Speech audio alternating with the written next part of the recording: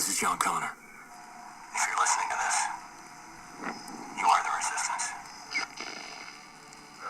John Connor.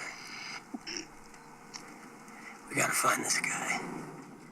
You don't need to find this guy, Anton Yelchin, because you've got us. Hi, I'm Ethan McKinley. This is the 2-Minute Terminator. It is episode 16, and we're going from minutes 30 to 32. The 2 minutes bridging that gap. It starts with, as we've just heard, John Connor going, "This is John Connor. I'm listening through my bottom teeth. You are the resistance. I'm channeling Marlon Brando." Can you do a bullshit Bale Al Pacino, please? I gotta tell you, I'm listening from my bottom teeth. What don't you fucking understand? Hooah! Hi, I'm Ethan McKinley again. Yes, on the other end of the line is our co-host, Ellie Fitzgerald. Hello! And we'd like to apologise for the person coming in the door now because I'm recording. Close the door, goodbye. Unbelievable. Hasta la vista, baby. You should have said.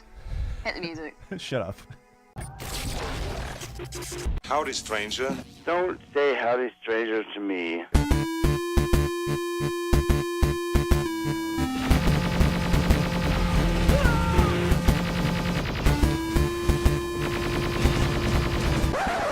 You didn't do the fourth. Thank God. It sucked. Yeah, it sucked.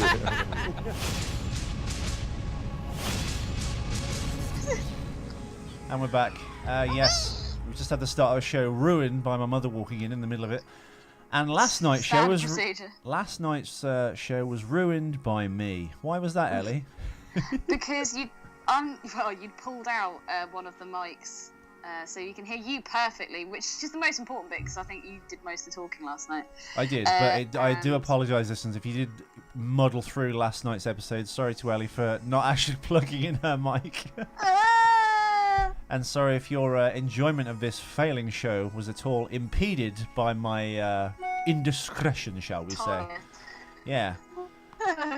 In the meantime, we've been doing more battle with YouTube. They've permanently blocked some videos, so I've gone personally after... Is that on 3? Yeah. I don't know why, though, because 3 has probably got even less thing to get offended about. So what is it that they're saying that what rule have we broken, or why are they getting pissed off? It doesn't actually say. That's the problem. It just says we've filed a dispute, we've rejected your dispute. It's if you go through the automated service. Yeah. And at that point, anyone else would give up. And the names they give to you to contact, which is a company called Lasso and MC for Warner Brothers, really vague names, which are very hard to find, weirdly, on the internet. I finally found them. Got through to the copyright department. Now, as another addendum to the story, I contacted Polydor Music, who do the... Well, the Who is with them. They've blocked basically my Quadrophenia podcast. Oh yeah, isn't that in Germany though? Yeah. Well, I don't know because I use a portion of the Real Me, the Who song, for about 20 seconds at the start, even though it's in promotion of the Who and their product and their film. Quadrophenia, they've still blocked it, and I keep getting this horrible automated message from Polydor going, if you want to pay for the song, just go to this link and contact this guy. Oh, for God's sake, that's ridiculous. Roger Daltrey, fuck you. Fuck you, Pete Townsend, yeah, you were just doing research looking at kiddie porn online, weren't you? Of course you were. Luckily, Ethan is like the Terminator, and he absolutely will not stop. I won't stop. This dispute has lifted. I'm like Andy Dufresne. I wrote a letter every day to the local library to get books.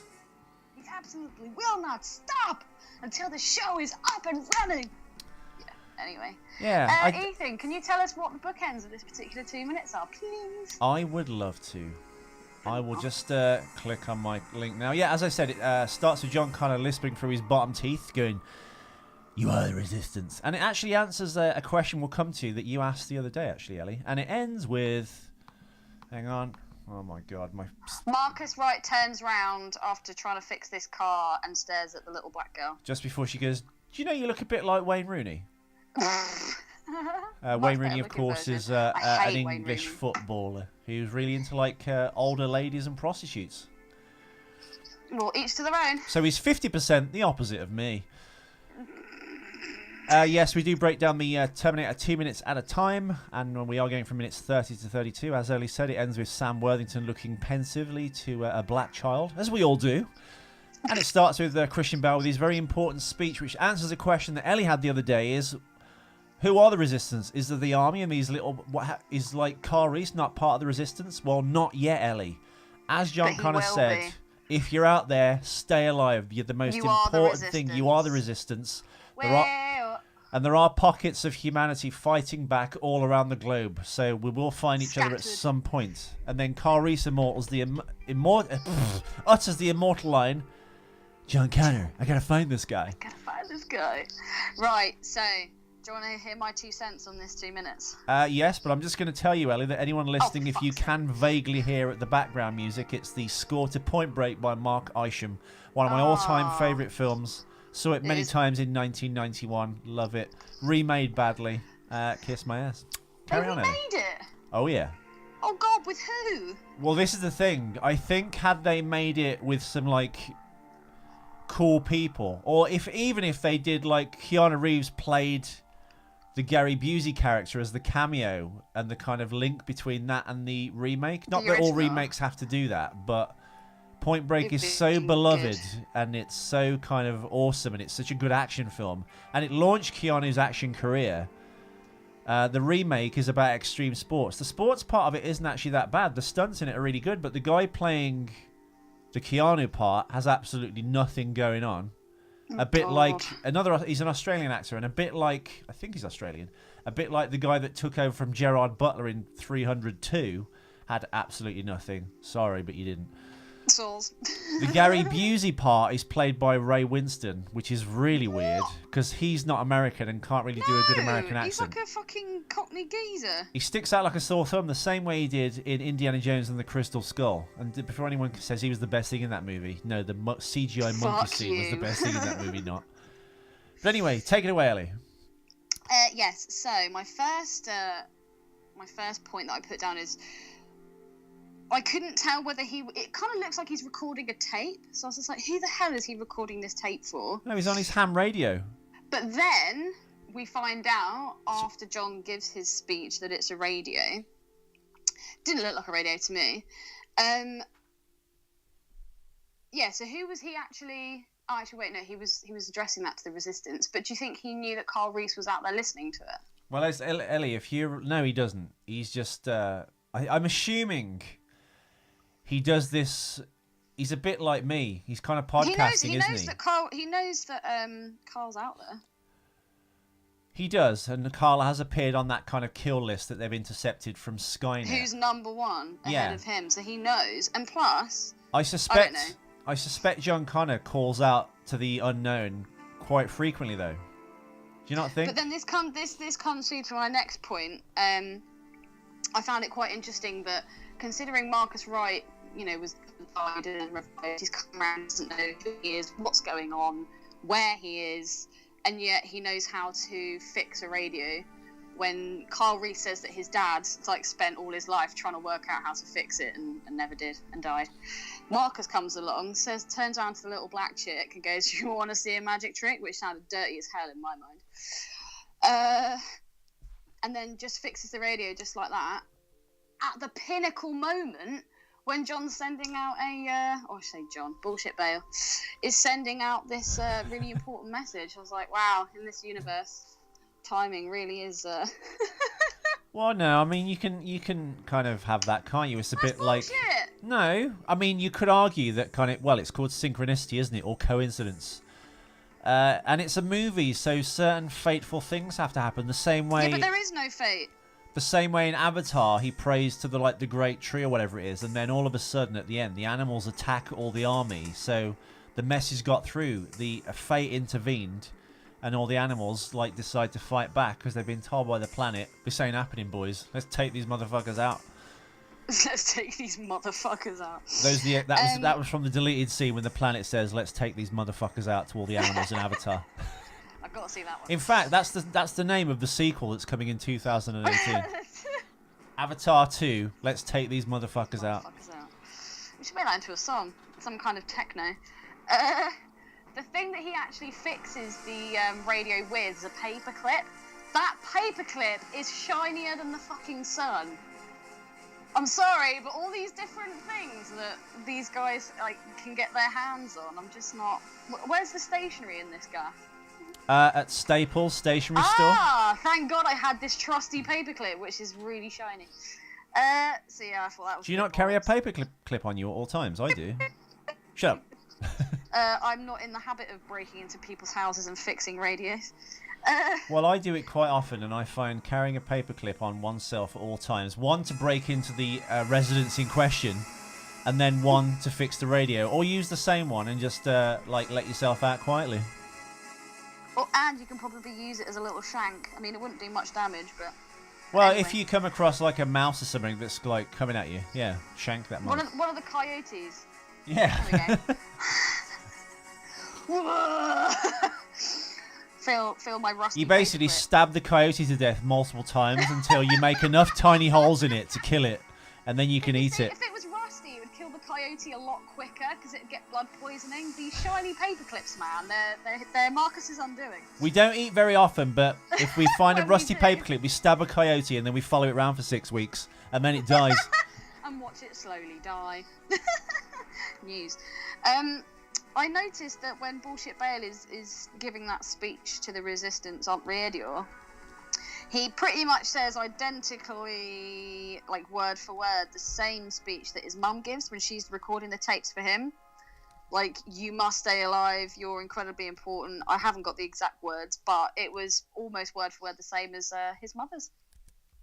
He's got none of his own material. He's like me. He just repeats shit and puts his own spin on it.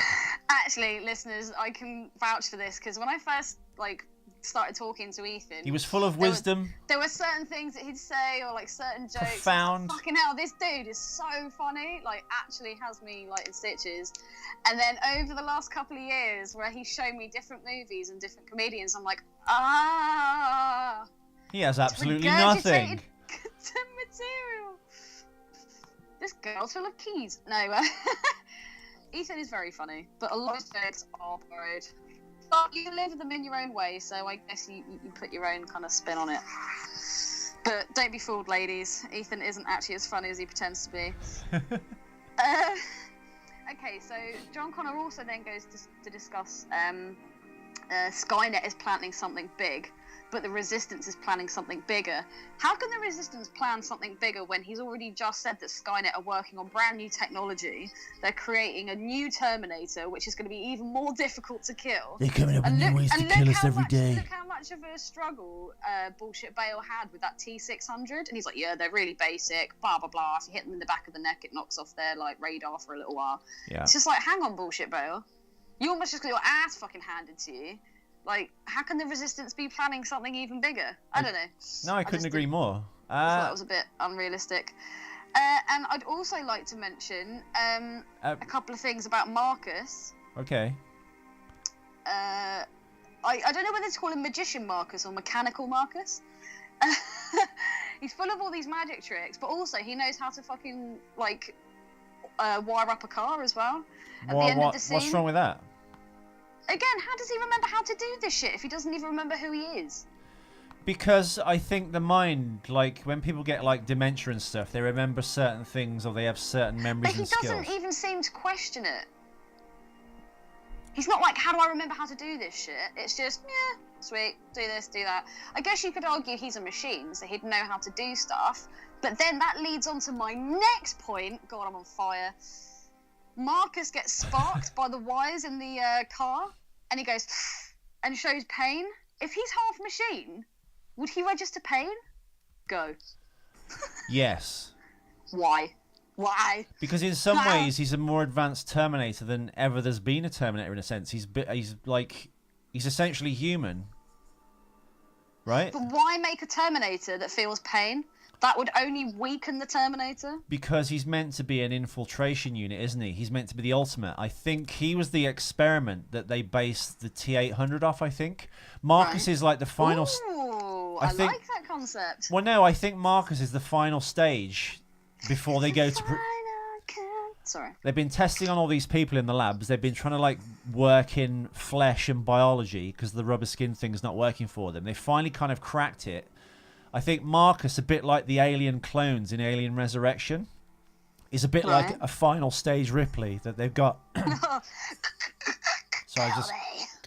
Yeah, they've actually got the mix right now where it looks human, but it's got alien qualities. Now they've got a Terminator now where they've the biology of this person has accepted all the kind of like inanimate kind of. Okay. The automation has been accepted by the flesh, and Marcus is the final stage of that, and then they've gone into production on the T-800, which is the Arnold Schwarzenegger model. Schwarzenegger. Yes. Do you not think that they would be, say, like in Aliens? You know how Alien Resurrection, Ripley notices that like 8 number on her arm, and then obviously it's because we find out that she was the 8th kind of experiment test or whatever. Yeah. Do we not? Maybe if that was the case, then with Marcus, would there not be some like mark on him or something to show that? I don't know. There probably it's an is. interesting concept, though. There probably is, but I mean, the twist of this was meant to be that he is a Terminator. I'm assuming. Do you know what I reckon? Had they not blown up? Why does he register pain? This is what I don't get. Had they not blown up that base, I think he would have been kind of Buttery biscuit base. Buttery biscuit base. Yeah, no, I think he was like the final stage before they went into production on the T-800 model. He was going to be this Trojan horse to infiltrate the resistance, which is what he's kind of doing now. But yeah, I think he's too human, and that obviously experiment doesn't work. In the original version of this thing, as we say nearly every episode, John Connor was meant to die, and he would have assumed his role and fought against the machines and actually won the battle, and that's how John Connor won. Not because he was John Connor, but because he was a machine. And it was actually Marcus Wright assuming the role of the dead John Connor and leading the resistance to victory, basically. But originally he's meant to be an infiltration unit. If ever he's going to be used at all in the field, I'm assuming that's what it is. And I believe he's a final stage Terminator before they go into production on the T-800. As you see on that computer screen, I think in episode 1 or 2, they see that kind of, according to you, Samuel L. Jackson looking Terminator like readout. So Samuel L. Jackson was immortalised as the Terminator. So it's obviously something they're planning to make, but haven't made yet. Actually. So Marcus is the kind of like the final prototype before they go into Arnold to make sure the bioflesh generating machine works with the automation of the machine parts they've installed into it. Wow. Thanks. Amazing insight from Ethan there. Oh, thank you. Thank you. Thank you. And one other thing I wanted to mention as well, and it's something that I missed off the last episode, because as we know, we kind of did it al fresco, just off the cuff, no notes, no nothing.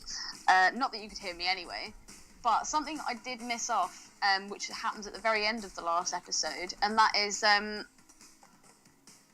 what's his face? Marcus Wright asks Kyle, well, what are you the resistance against? He goes, Skynet, the machines. Again, there's no what Skynet, what are the machines. He just kind of accepts what he says and just moves on to the next thing. So I don't quite understand what, like, where Marcus's head is at. Like, does he remember shit? Does he not? Like, I don't know. It's a little bit baffling. Yeah, no, I agree. Yeah. I like the buttery biscuit base. I like the biscuit base. I like the buttery biscuit base. I like the I like the buttery base. I like the buttery biscuit base. I like the buttery base. I like the buttery base. Base knowledge. You gotta love a loop, man. That's actually in the show notes if you want to listen to the entire song. I think it's by, oh God, is it Stieg someone? Oh, someone, I don't know. I thought it was Cassette Boy. Is it not Cassette Boy? Swede Mason, that's it, not Cassette Boy. He's the other one. Have you ever heard any of Cassette Boy's stuff? He did an Alan Sugar one. He did, I think he did a David Cameron one. Have you ever heard of it? It's really funny. I've seen some Cassette Boy stuff, yes, but I prefer not Cassette Boy because people kind of go, oh, we're being political and satirical. I put Cassette Boy on Facebook. Oh, okay. And you sound like one of those people, Jimmy. Yeah, totally. I'm actually really pleased today. I'm just going to fill a little bit of air with just nonsense. I found 2 female, almost brand new Harley Davidson tops in the charity shop in Dorking today. Oh. So I'm very pleased with my purchases. I'm looking at them now. Some old Very rockers cool. got divorced then. No, they're really small. They're like size 8. Yeah, so. an old rocker could be a man or a woman. Oh no, they're definitely women's. One of them, it's got like a zip going down the front, and the zip. Did you kinda buy them, Ali? handle. Yeah, I've got them right now. Lovely. Lovely jubbly.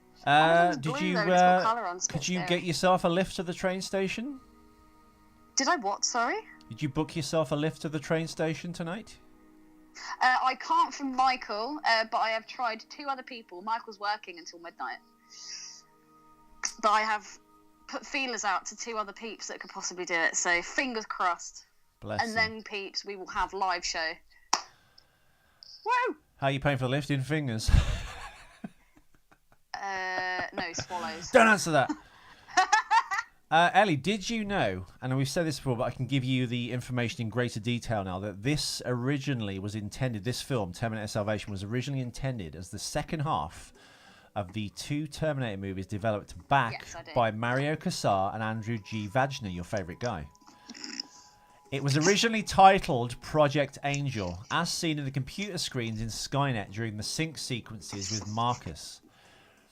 Now, it was to be written by David C. Wilson for release in 2003, and the events start immediately after the first half, which was Rise of the Machines. I think they're trying to do a Planet of the Apes kind of thing with this. However, actor commitments, including Arnold Schwarzenegger's office term as governor of California, prompted the script to be rewritten, including moving the timeline by crediting writers John Brancato and Michael Ferris. It's supervised and directed by Jonathan Mostow, so it kind of happened in the end. It was Terminator 3.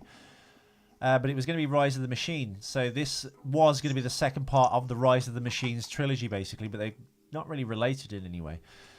The project was delayed until 2006 when Kassar and Vajna decided to end their partnership. And the movie rights were sold to Derek Anderson and Victor Kubicek. And they're the guys that kind of carried on after that. And this is what came out, 2009, Terminator Salvation. So as we said before, 2009? Yeah, this is. Yeah. It's actually not that long ago. No, it isn't. Bad. But yeah, Do you have any cock-ups in this particular 2 minutes? We don't. I mean, the ones you've mentioned, of course, I guess you could say. It's important to note. I always have qualms. It's important to note there's a little kind of... I don't know, they put it in, but it's meant to be quite poignant, I guess. When the little girl puts the plaster on Marcus's arm, I was going to go, so he can be injured. And I was like, well, yeah, he's got flesh on him. So it's not really a cock-up. It's just a cock-up on my part. I'm just going to do sound anyway. Just let me do the sound. Do the voice. Right. I'm all fresh out of points on this particular 2 minutes. And so am I. If you want to check the show notes for this show, you've got the full soundtrack to Point Break there, guys. If you want to listen to it, it's a fantastic score by Mark Isham, who did a great job actually with Blade, the first movie Blade. The score to that's really badass. Amazing. So good. And we've got all you need to know about Paperclips. So if you want to learn about the Paperclip, I put a link there for you.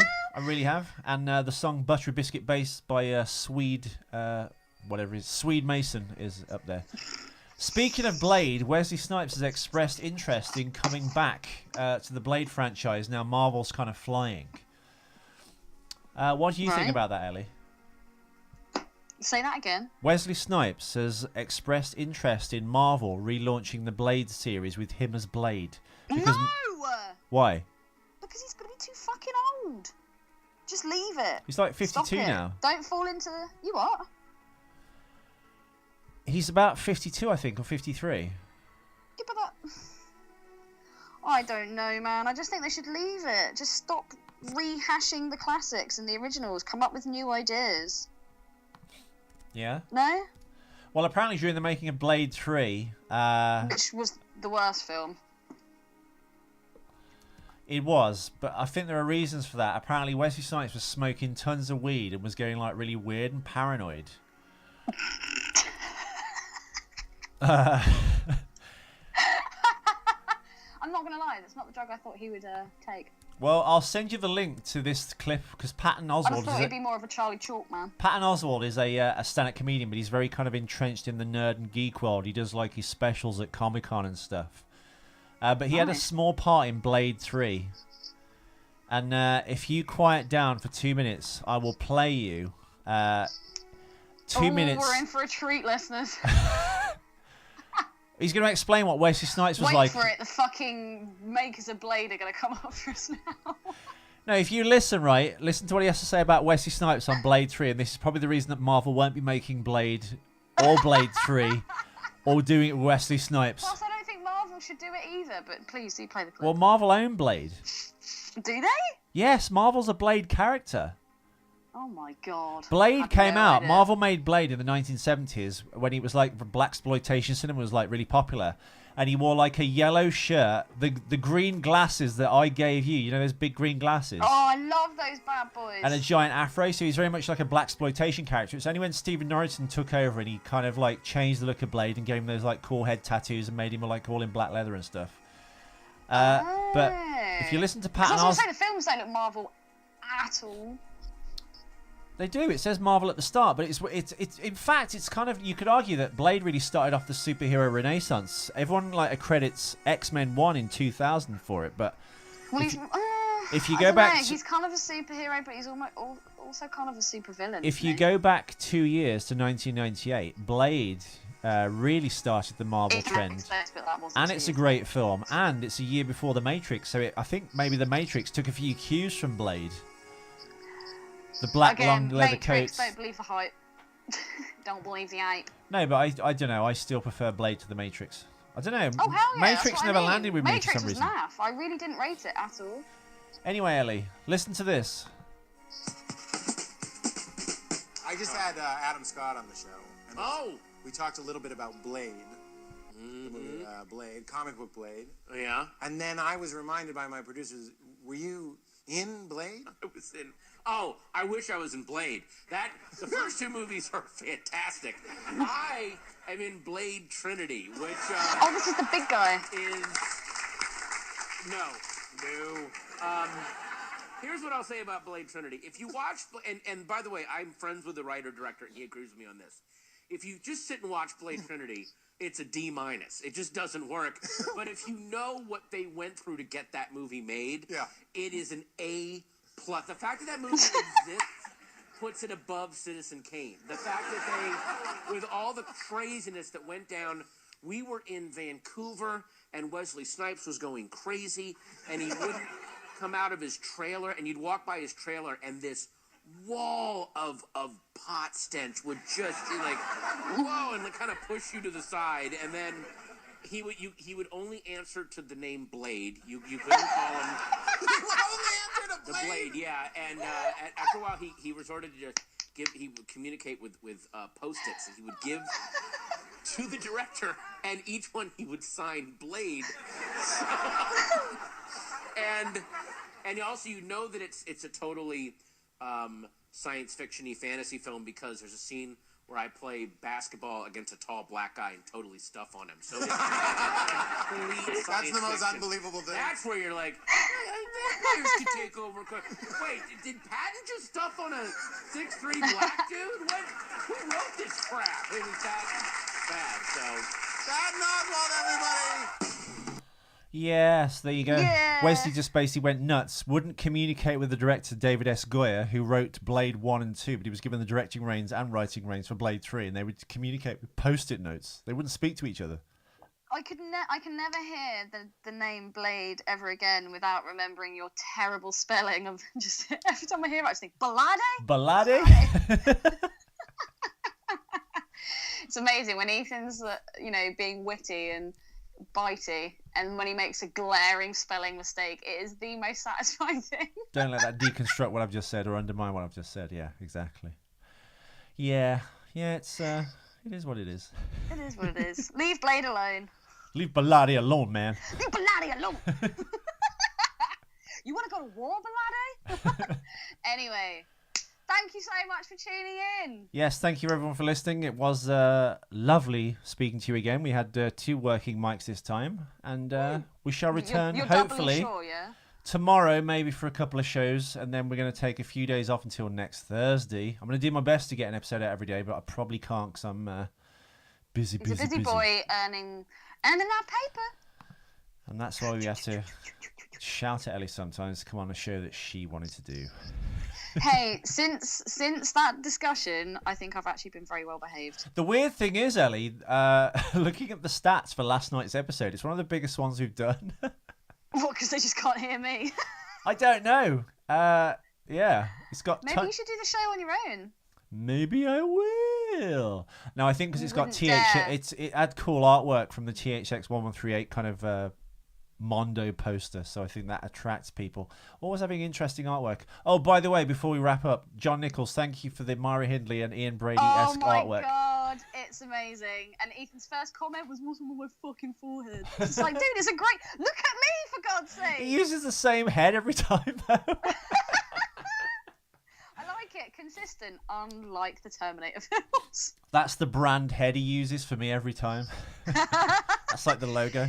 Yeah, but he uses the same face for all my pictures now. The one in the buggy, I still think is the best one today. That's the best That was one. That's so the perfect fucking good. blend of reality. It was really good.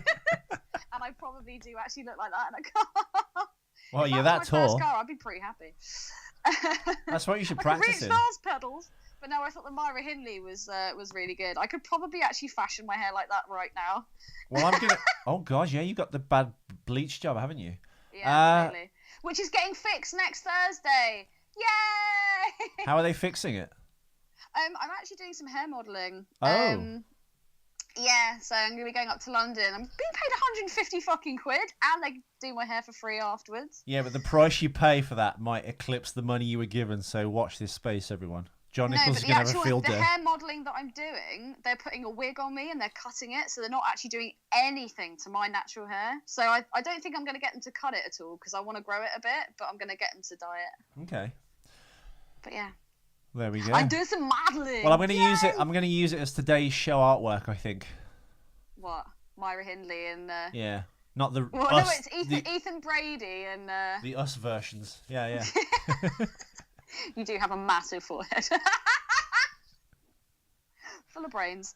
Anyway, follow us on Facebook, Twitter, listen to us on SoundCloud as well. Tell our friends. It's bank holiday weekend, so you're not going to be doing anything. So if you've missed any of our shows, brush up, read the notes, check out the artwork, which Ethan dedicates so much hard work and time to. We must really appreciate all the hard work Ethan does. And we do. So we salute you, Ethan. Well done.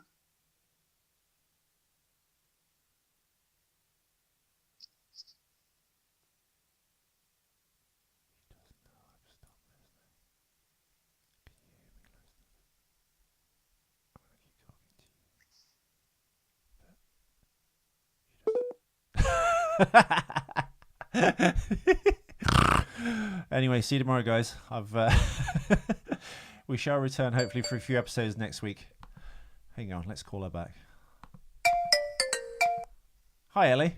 Did you just hang up on me? Me and the listeners were just waiting you out, so I was just whispering down the mic, and you were just waiting to say something. I just thought I'd leave you to die in the woods. Ah, you horrible cunt. But yeah, the Terminator Salvation season 4 is up and running. What am I? Start again, Ethan. Sorry, the Facebook page has got the most amount of artwork and stills and amazing rare pictures of Terminator, the entire franchise and TV series ever committed to the internet. It's better than any Tumblr site, any other person's fan site on Arnold. That's not true. There's many better Tumblrs out there, and you know it. Ellie, we're not talking about your incest Tumblrs now. Keep your filthy mouth off this No, microphone. I'm talking horse hung, puffy nipple Tumblr. What's horse hung? And loose ruined What's cunts. horse hung? Just the biggest cocks you've ever seen. And on that bombshell, we shall return. Hopefully tomorrow for some more episodes to cover the week. Hope you can make it later, Ellie. See you soon. See you soon, listeners. Thanks for listening. Hasta la vista, Wago, baby. Ethan, just shut up. Shut the fuck up. Shut the fuck up. Shut up if you can't take a joke. You are trashing my scene. Shut the fuck up, would you? Shut the fuck up.